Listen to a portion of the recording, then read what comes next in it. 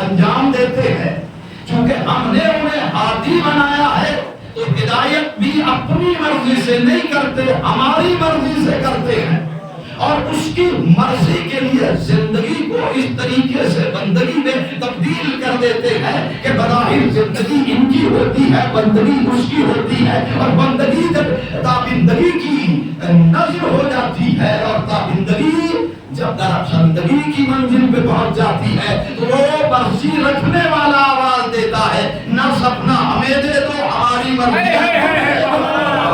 سلام پڑے محمد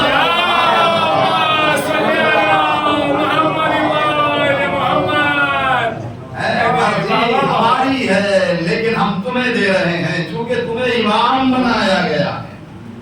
وَجَعَلْنَاهُمْ أَئِمَّةً يَهْدُونَ بِأَمْرِنَا، جنہیں ہم نے، جن کے سروں پر تاج امامت ہم نے سجایا اور سنوارا ہے اور پہنایا ہے، جنہیں امام زیور امامت سے آراستہ و پیراستہ کر کے اس کائنات ہست و روح میں ہم نے بھیجا ہے، ان کی شان یہ ہے کہ وَجَعَلْنَاهُمْ أَئِمَّةً يَهْدُونَ بِأَمْرِنَا، وہ ہمارے امر کے تحت ہدایت کے فرائض کو انجام دیتے ہیں، خواہشات نفسانی کے تحت عمل نہیں کرتے، بلکہ ہمارا امر انہیں ہدایت کی طرف ملتفت کرتا۔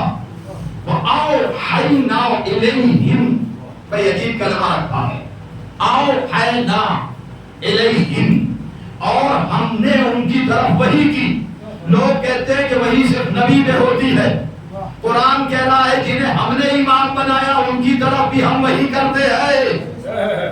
امام پر بھی وحی ہوتی ہے، اس لیے کہ کلمہ پڑھنے والے بڑی ویسے کرتے ہیں کہ صاحب یہ تم نے بنا لیے امام۔ اللہ کہہ رہا ہے امام بنانے کی اتھارٹی کسی کو نہیں دی ہے ہم نے، یہ ملکہ اپنے دستے قدرت میں رکھا ہے، بندوں کو اختیار بنانے کا نہیں ہے، بنے ہوئے کو ماننے کا اختیار ہے، بنانے کا اختیار نہیں ہے۔ اس لیے کہ مختلف آیات ہے جس میں ذات الہ نے یہ بتایا کہ ہم نے بنایا۔ یہاں اس آیت میں بھی کیا کہا؟ وَجَعَلْنَاهُمْ أَئِمَّةً يَهْدُونَ بِأَمْرِنَا، ہم نے انہیں امام بنایا اور ہمارے امر سے ہدایت کے فرائض کو انجام دیتے ہیں۔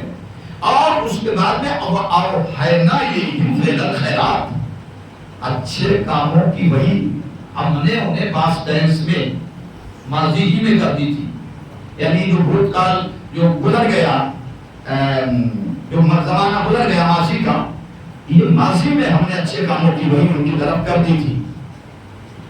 ماضی میں بھی وہ ہمارے ہی عبادت گزار بندے بن کے رہے ہیں، یعنی ماضی میں بھی کہ جہاں کفر زدہ ذہنیت تاریکی میں ڈوبی ہوئی تھی اور وحدت کا کوئی تصور پایا نہیں جا رہا تھا، 365 کے سامنے پیشانیوں کو جھکایا جا رہا تھا، تو یہ اس وقت بھی ہمارے ہی سجدہ گزار تھے۔ ایک قربت العین کے لیے بھی ان کی پیشانیاں غیر اللہ کے سامنے نہیں جھکی، تو جو غیر اللہ کے سامنے جھک جائے وہ اور ہے، اور جو اپنی پیشانی کو ایک قربت العین کے لیے بھی غیر اللہ کے سامنے نہ جھکائے اسے امام کہتے۔ وَجَعَلْنَاهُمْ أَئِمَّةً يَهْدُونَ بِأَمْرِنَا وَأَوْحَيْنَا إِلَيْهِمْ فِعْلَ الْخَيْرَاتِ وَإِقَامَ الصَّلَاةِ، اور جنہیں امام بنایا ان کی شان کیا ہے؟ اقام الصلاۃ، وہ نماز کو قیام بخشتے، وَإِيتَاءَ الزَّکَاۃ، اور زکات کو تمام عطا کرتے ہیں، وَكَانُوا لَنَا عَابِدِينَ، اور وہ ماضی میں بھی ہمارے ہی عبادت گزار بن کے رہے ہیں۔ وہ عابدین کی صف میں ہیں جنہیں ہم نے امام بنایا، وہی عابدین ہوتے ہیں، اور عابدین میں ترقی کرنے والا بھی زین العابدین کہلاتا ہے۔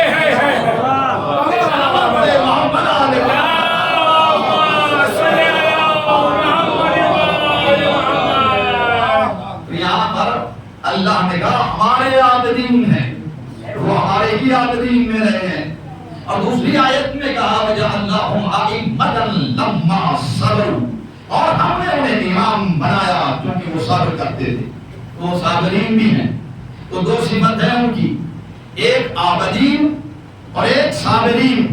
لیکن کیا کہنا علی کے اس پوتے کا کہ جس کا نام بھی علی، کام بھی علی، انجام بھی علی، پیغام بھی علی، اس کا کیا کہنا؟ اللہ نے کہا ہم نے انہیں عابدین بنایا ہے، ہم نے انہیں صابرین میں شمار کیا ہے، لیکن یہ اکیلا بیٹا حسین ابن علی کا جب عابدین کی بات آتی ہے تو زین العابدین بن جاتا ہے، جب صابرین کی بات آتی ہے تو سید الصابرین کہلاتا ہے۔ صلوات پڑھے محمد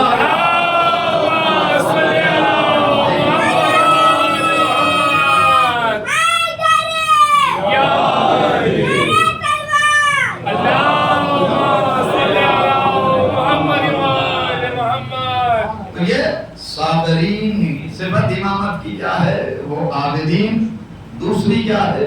صابرین، جنہیں اللہ بناتا ہے وہ صابرین ہے۔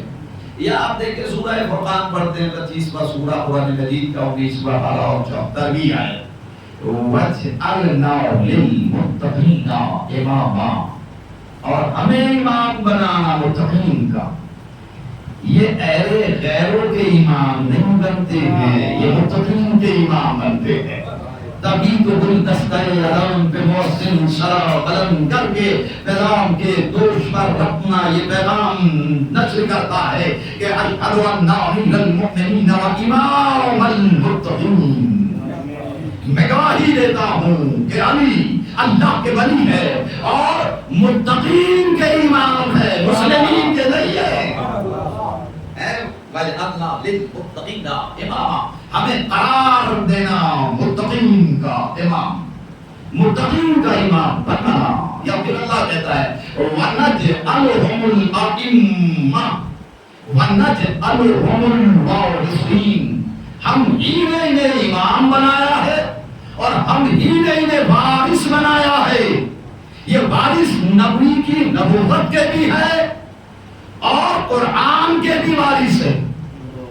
یہ جنہیں ائمہ بنایا گیا ہے، یہ آیت ہے سورہ قصص کی، اور اس سورہ قصص میں اللہ پہلے کہتا ہے وَنَجْعَلُهُمُ الْأَئِمَّةَ، اور ہم نے انہیں امام بنایا، وَنَجْعَلُهُمُ الْوَارِثِينَ، اور ہم ہی نے انہیں وارث بنایا۔ تو یہ جو قوم لاوارث ہوتی ہے وہ مٹ جاتی ہے، اور جس کا وارث ہوتا ہے وہ باقی رہتی ہے۔ البتہ اسے مٹانے والے مٹتے رہتے ہیں، ہر دور میں اسے مٹانے کی کوشش کی گئی، لیکن ہر دور میں اس کا باقی رہنا اس بات کی دلیل ہے کہ یہ قوم لاوارث نہیں ہے، ان کا وارث ہے جو حفاظت کر رہا ہے۔ صلوات پڑھے محمد۔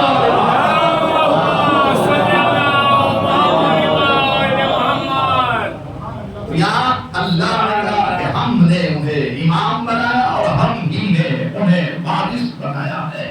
اور پھر اس کے بعد میں آواز آتی ہے سورہ بنی اسرائیل جب آپ پڑھتے ہیں 17واں سورہ 15واں پارہ اس کی ترجمہ ہے کہ یوم ندعو کل اناس بامامہم، قیامت کے دن ہر انسان کو ہم امام کے ساتھ بلائیں گے۔ یعنی جب بھی محشور کیے جائیں گے میدان محشر میں، وہ کس کے ساتھ بلائے جائیں گے؟ وہ کسی شہنشاہ یا بادشاہ یا خلیفہ کے ساتھ نہیں بلائے جائیں گے، بلکہ امام کے ساتھ میں بلائے جائیں گے۔ اور جس کا جو امام ہوگا میدان محشر میں وہ اس کے ساتھ محشور کیا جائے گا۔ اب مجھے نہیں پتا کہ کس کا کون امام ہے، میں تو اس مجمع سے پوچھ رہا ہوں کہ اس مجمع کا امام کون ہے، کیونکہ قرآن نے کہا کہ ہم امام کے ساتھ میدان محشر میں بلائیں گے۔ اب جس کا امام علی ہے وہ علی کے ساتھ جائے گا، اور جہاں امام جائے گا وہیں عوام جائے گی۔ اب مجھے بتائے کلمہ پڑھنے والے کہ علی کہاں جائیں گے؟ دیکھیں سن کے سننا ہو جائے گا، پتہ چلے کہ آپ ٹھیک طرح سن رہے ہیں۔ جناب بڑے محمد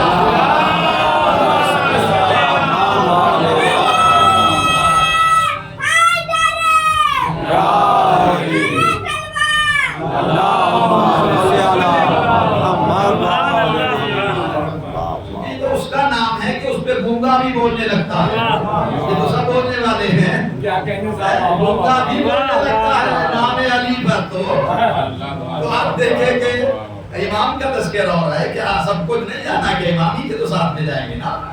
تو جس امام کے ساتھ جانا اس کا ذکر ہو جائے اور ایک سناٹا ہو، پن آف سائلنس ہو، اس کا مطلب کیا ہے کہ یہ کیا دامن امام ہاتھوں میں نہیں ہے، یا مضبوطی سے پکڑا ہوا نہیں ہے، یہ شک ہے؟ ارے ہم ایسے کو مانتے ہیں جس نے کسی بھی میدان میں ہمیشہ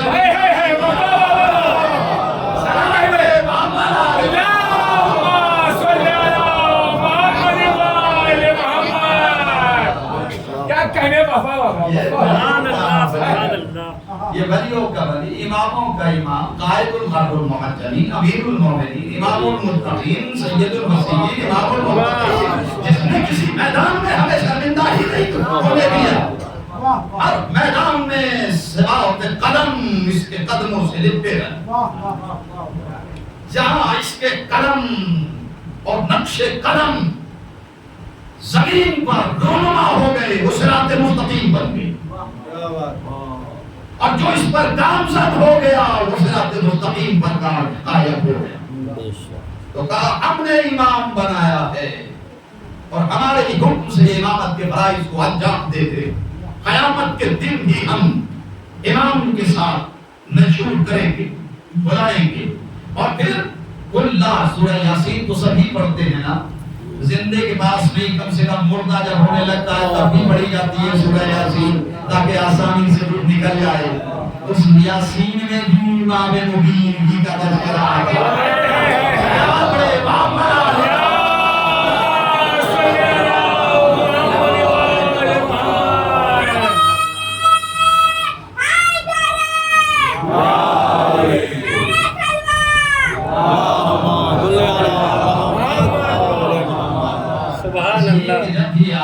یاسین جو قرآن مجید کا 36واں سورہ 22واں پارہ 12ویں آیت آپ پڑھتے ہیں تو اِنَّا نَحْنُ نُحْيِي الْمَوْتَ وَنَكْتُبُ مَا قَدَّمُوا وَآثَارَهُمْ وَكُلَّ شَيْءٍ أَحْصَيْنَاهُ فِي إِمَامٍ مُبِينٍ۔ ہم بھی مردوں کو زندگی عطا کرتے ہیں، وَنَكْتُبُ مَا قَدَّمُوا وَآثَارَهُمْ، اور ہم ہی لکھ لیتے ہیں جو بندہ آثار پیش کرتا ہے، جو چھوڑ کے جاتا ہے، ہم لکھ لیتے ہیں۔ یہ ہم میں بہت لوگ شامل ہو جاتے ہیں، اگر کہتا میں لکھ لیتا ہوں تو پھر ایک وحدت کا تصور پیدا ہوگا، لیکن وہ واحد ہو کے کہہ رہا ہے ہم موت دیتے ہیں، ہم لکھتے ہیں، تو پالنے والا تو ایک ہی ہے، پوچھنے والا پوچھ سکتا ہے کہ بھائی آپ کے کتنے خدا ہے؟ جو کہہ رہا ہم لکھ لیتے ہیں، کہتا میں لکھ لیتا ہوں، میں زندگی دیتا ہوں، انا احیی و امیت، میں ہی زندگی دیتا ہوں، میں ہی موت دیتا ہوں۔ یہ بات سمجھ میں آتی ہے؟ یہ لیکن نحن نحیی الموت ونکتب، ہم ہی حیات بخشتے ہیں مردوں کو، نکتب ہم ہی لکھ لیتے ہیں۔ یہ جمع متکلم کا صیغہ استعمال کر کے پھر کہتا ہے کل شیء احصیناہ فی امام مبین۔ اس کا مطلب امام مبین کا ذکر کر کے بتلا رہا ہے کہ لکھنے والا کوئی اور ہے، نام ہمارا ہوتا ہے، موت دینے والا کوئی اور ہے۔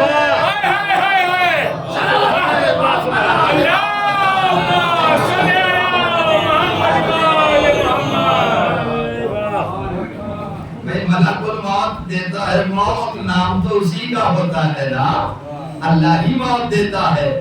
رزاق متین ذات واجب الوجود ہے، ان اللہ یرزق من یشاء بغیر حساب، اللہ جسے چاہتا ہے بغیر حساب کے رزق دیتا ہے، لیکن ہر دروازے پر رزق لے کے خود حاضر نہیں ہوتا۔ فرشتے لے کے آتے ہیں، فرشتے جب لے کے آتے ہیں تو فرشتے ہی دے کے جاتے ہیں، لاتے بھی وہی ہیں، دے کے جاتے بھی وہی ہیں، لیکن اللہ کہہ رہا ہے ہم رزق دیتے، نام نرزقکم، ہم تمہیں رزق دیتے ہیں۔ تو اس کا مطلب یہ ہے کہ یہ غیر جب شامل ہوتے ہیں اس کے کام میں تو صیغہ جمع کا استعمال کرتا ہے، اور جب غیر اس میں شریک نہیں ہوتے، نا شریک کے عمل میں، تو پھر صیغہ واحد کا استعمال کرتا ہے، واحد کا استعمال کرتا ہے۔ لیکن یہاں چونکہ فرشتوں کو انوالو کیا گیا ہے تو صیغہ جمع کا استعمال کیا، لیکن یہاں ہم لکھ لیتے ہیں تو لکھا ہاتھوں سے جاتا ہے، اللہ کے تو ہاتھ ہی نہیں ہے۔ اب تلاش کیجئے ید اللہ کی مہر نہیں کہاں ہے، ید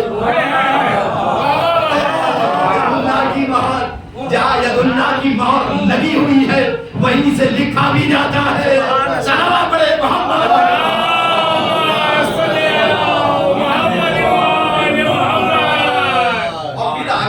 یہ کہنا یہ موت و حیات یہ لکھنا کلّا شہیدنا سیناؤ بھی امام مبین یہ سب کچھ ہم نے امام مبین کی ذات میں ودیت کر دیا. تو امام مبین کو پہچانیے کہ یہ امام مبین کون ہے کہ جو مردے کو ٹھوکر مار کے زندگی بخش دیتا ہے, ایک روٹی مانگنے والے کو ہونٹوں کی قطار عطا کر دیتا ہے, خود بھوکا اور سوکھی روٹی کھاتا ہے اور گھروں میں تازی روٹیاں پہنچا دیتا ہے. رہتا زمین پر ہے حکومت آسمان پہ کرتا ہے, حکومت آسمان پر کرتا ہے. زندگی کیا گزارتا ہے بندگی اس کی کرتا ہے. سجدہ کر کے اس کی عبادت کو بچا لیتا ہے. اس لیے کہ جب بھی نصیریوں نے یہ کہا خدا ہے فوراً علی نے سجدہ کر کے بتایا کہ خدا وہ ہے کہ جسے میں سجدہ کر رہا ہوں. وحدت کو مقام تعارف میں لانے والا یا ابو طالب کا بے نیاز بیٹا جب بھی حرف آیا اس کی وحدت پر تو اس نے فوراً اس کا سجدہ کیا, عبادت کر کے بتایا نہیں خالق وہ ہے مخلوق میں ہوں. اب سمجھنے کی ضرورت تمہیں ہے جس کی مخلوق تمہاری سمجھ میں نہ رہی نہیں آ رہی ہے خالق تمہاری سمجھ میں آ رہا ہے. صحابہ پڑھے محمد.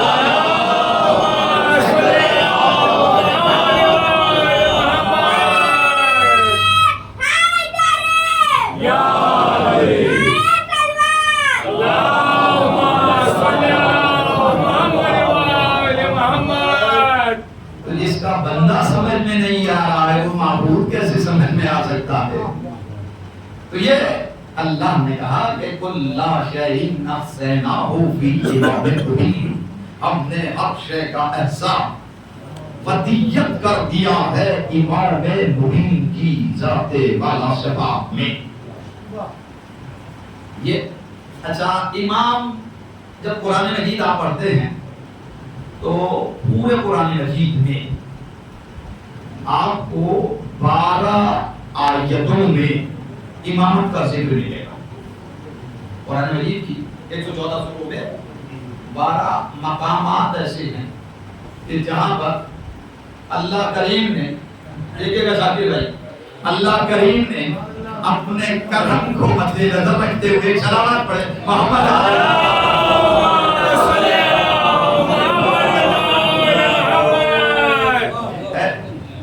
شکر بھی کرنا چاہیے اس لیے کہ جب بندہ شاکر ہوتا ہے تو کریم کا کرم اس کی طرف آتا ہے اور کریم کا کرم جب ہم پر ہو رہا ہے تو ہم پر شکر بھی واجب ہے تاکہ ہم شاکر بن سکیں. صلوات پڑھے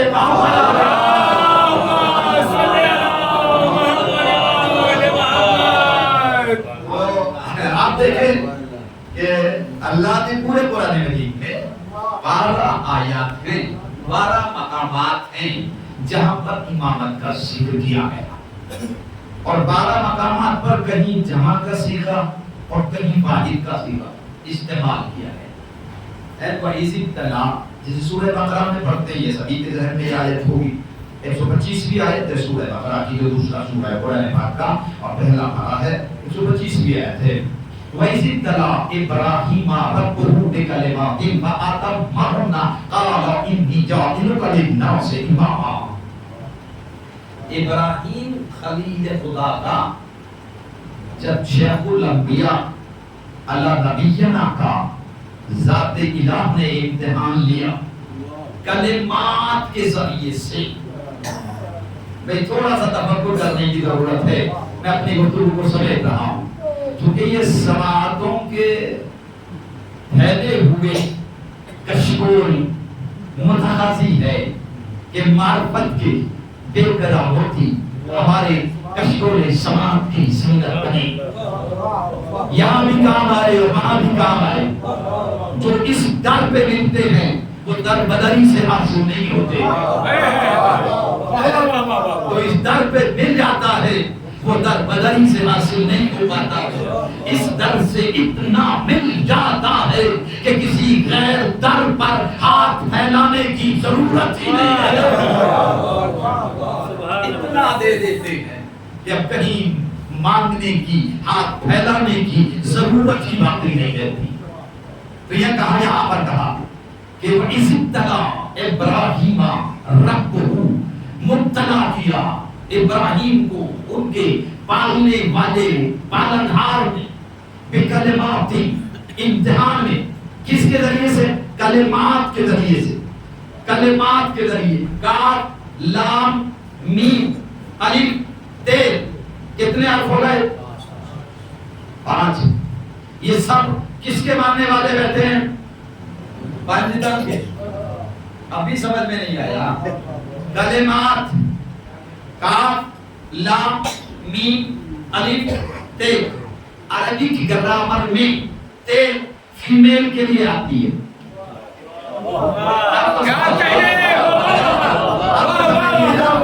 عربی گرامر میں تے جو ہے وہ فیمیل کے لیے آتی ہے، مؤنث کے لیے آتی ہے. 4 حرف مذکر کے لیے استعمال کیے جاتے ہیں. سمجھ میں آیا کہ ابراہیم کا امتحان کس کے ذریعے ہوا؟ سلام علیہ محمد.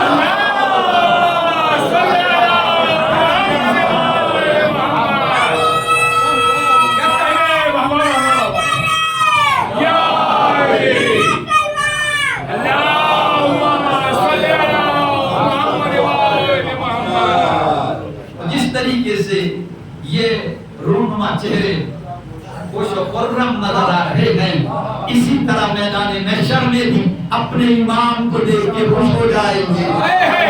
جیسا ذکر سن کے خوش ہو رہے ہیں، ایسے ہی میدان محشر میں جب دور سے اپنے امام کو دیکھیں گے تو امام کہیں گے یہ ہمارے چاہنے والے آئے، پر اس کو بڑھ کے استقبال کرو. یہ شان ہوگی شیعہ میں حیدر کرار کی میدان محشر میں کہ فرشتے آپ کے استقبال کے لیے کھڑے ہوئے ہوں گے کہ دیکھو شیعہ میں علی ابن ابی طالب ہے، جاؤ استقبال میں تاخیر نہ ہو. بڑا مرتبہ ہے علی کے شیعوں کا، بہت فضیلت ہے. تو یہ جیسے یہاں ذکر علی سن کے خوش ہو رہے ہیں، وہاں بچشمے حق ذات حق کا دیدار کریں گے. اور جب ذات حق کا دیدار کر لے انسان تو دنیا کے سارے غم و غم بھول جاتا ہے، بس دل میں ولایت کا چراغ تابندہ ہو جاتا ہے، روشن ہو جاتا ہے. اس لیے کہ یہ روشن چہرے والے ہوں گے. روشن چہرے والے، ایک جملہ میں نے یاد کر دیا، روشن چہرے والے. یوما تبیض وجوہ وتسود وجوہ. قیامت کے دن یا سیاہ چہرے والے ہوں گے یا روشن چہرے والے. روشن چہرے والے ہوں گے یا سیاہ چہرے والے ہوں گے. روشن چہرے والوں کی جب بات آئی تو نبیوں کے نبی نے یہ کہا، یا علی انت قائد الغر المحجلین. علی تم روشن چہرے والوں کے امام ہو. صلوات پڑھے محمد.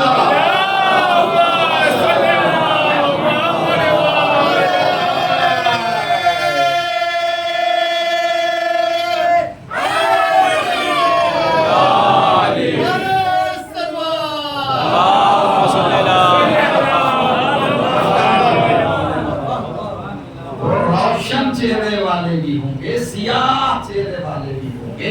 وَأَمَّا الَّذِينَ اسْوَدَّتْ وُجُوهُهُمْ أَكَفَرْتُمْ بَعْدَ إِيمَانِكُمْ فَذُوقُوا الْعَذَابَ بِمَا كُنتُمْ تَكْفُرُونَ. سیاہ چہرے والوں سے یہ پوچھ رہا ہوگا اللہ کے کائنات، کیا تم ایمان کے بعد کافر ہو گئے تھے؟ اب جنگ احد جن کی نگاہوں کے سامنے ہے.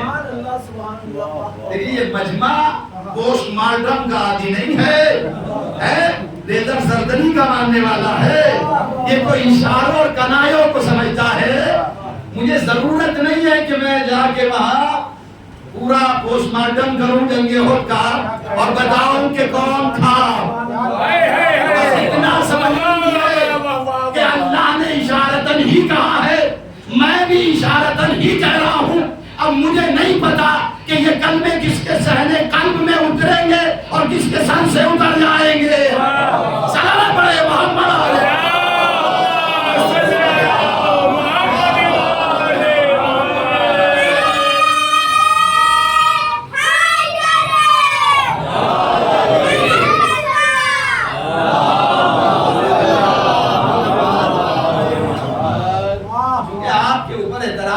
امامت کو لے کے, اس لیے میں آیات کی روشنی میں گفتگو کر رہا ہوں تاکہ ہمارے ان نوجوانوں سے کوئی دوست ایسا جو بغض علی رکھنے والا ہو اور امامت کے بارے میں گفتگو کرے تو اسے ایسا لاجواب کر دے کہ اس کے زبان پہ کبھی یہ سوال ہی نہ آئے کہ تم امام کو کیوں مانتے ہو, کس نے کہہ دیا امام, کس نے بنا دیا. اس لیے میں آیتوں کے ریفرنسز دیتا ہوں اور قرآن کی آیات کی روشنی میں گفتگو اسی لیے کرتا ہوں تاکہ ایک بین اور روشن دلیل کے ساتھ آپ جہاں جائے جس سے گفتگو کرے ہم بباغ دہل بتائیں کہ ہم 12 اماموں کے ماننے والے ہیں. ہمارے امام عوام کے بنائے ہوئے ہیں, اللہ کے بنائے ہوئے. ہم نے امام کو عوام سے نہیں لیا, اللہ سے لیا ہے نا. اچھا یہاں پر بات دیکھیے کہاں سے کہاں چلی جاتی ہے. ایک عمیق سمندر ہے نا, جدھر جائیے گا بکھرے ہوئے معرفت کے بے قرار موتی نظر آئیں گے اور جو لے لیے جائے وہ نصیب قرار پاتے ہیں. اس لیے کہ میں نے اکثر یہ کہا کہ یہ ایک عمیق سمندر ہے علم و معرفت کا, اور اس میں غوطہ زن وہی ہوتے ہیں جو باب علم سے علم لے لیتے ہیں. کیا کہنے صاحب, ورنہ بہت سے غوطہ کھا جاتے ہیں. صلوات پڑھے محمد.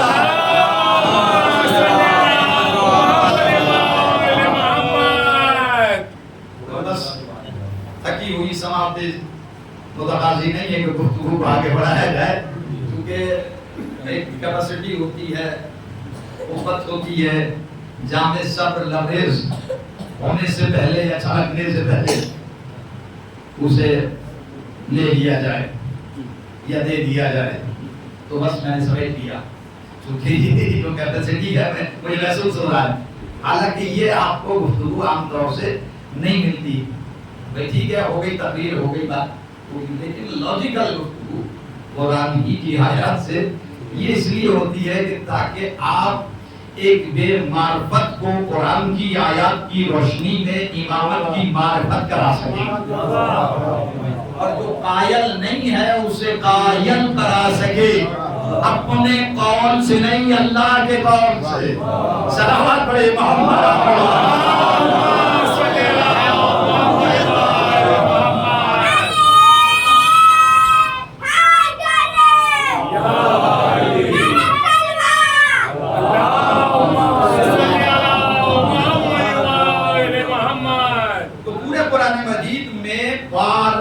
آیات ہیں, 12 مقامات ہیں جہاں پر امامت کا تذکرہ آیا ہے.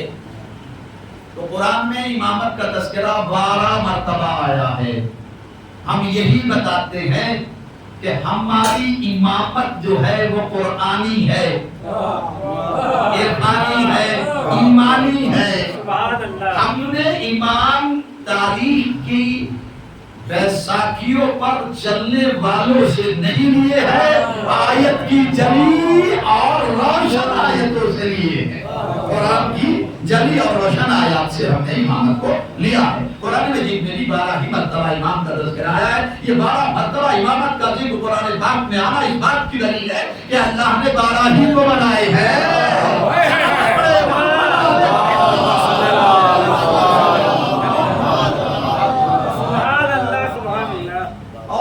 شرف ہمیں حاصل ہے کہ نبی اللہ نے کہا تھا کہ میرے بعد خلیفتی 12، میرے خلیفہ 12 ہوں گے.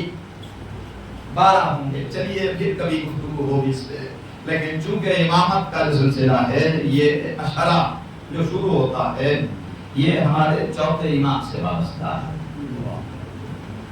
زین العابدین, عبادت کرنے والوں کی زینت, سید الساجدین, سجدہ کرنے والوں کی کا سردار, سید الصابرین, صبر کرنے والوں کا سردار.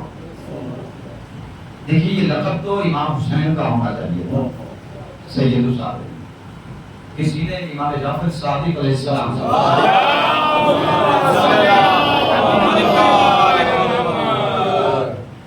مولا صبر تو سبھی نے کیا، آپ کے گھرانے، آپ کے جد علی نے بھی صبر کیا،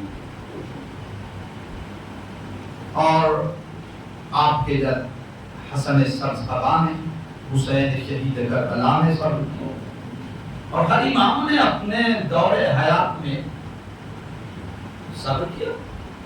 لیکن یہ سید الصابرین امام حسین کا نہیں بلکہ چوتھے امام کا لقب کیا ہوا کہ میرے جد چوتھے امام غیرت مند تھے اور ان کی غیرت کا امتحان لیا گیا.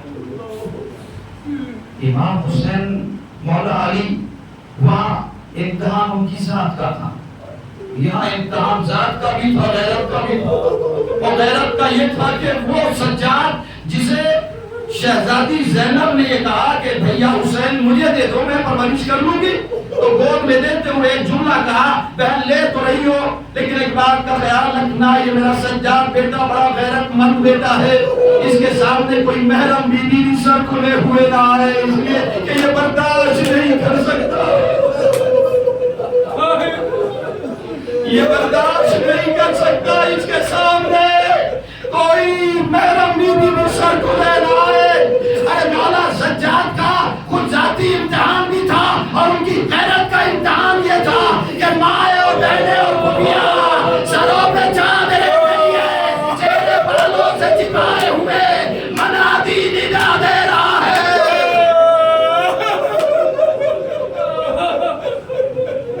آگے آگے منادی ندا دے رہا ہے، تماشا دیکھو، تماشا دیکھنے والوں.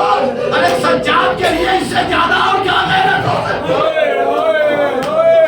بجوائے عام میں چاروں طرف شرابیوں کے ہجوم میں مخدرات عصمت و طہارت والی بیویوں کی چادریں چھپی ہوئی، چہرے بالوں سے چھپائے ہوئے، ہاتھ بسے گردن رسیوں میں جکڑے ہوئے، اور سجاد بیڑیوں اور زنجیروں میں جکڑا ہوا آہستہ آہستہ طرف جس کے پیروں میں چھالے پڑ چکے تھے کہ جس کے گلے کا خاردار داغ اس کے گوشت میں پیوست ہو چکا تھا.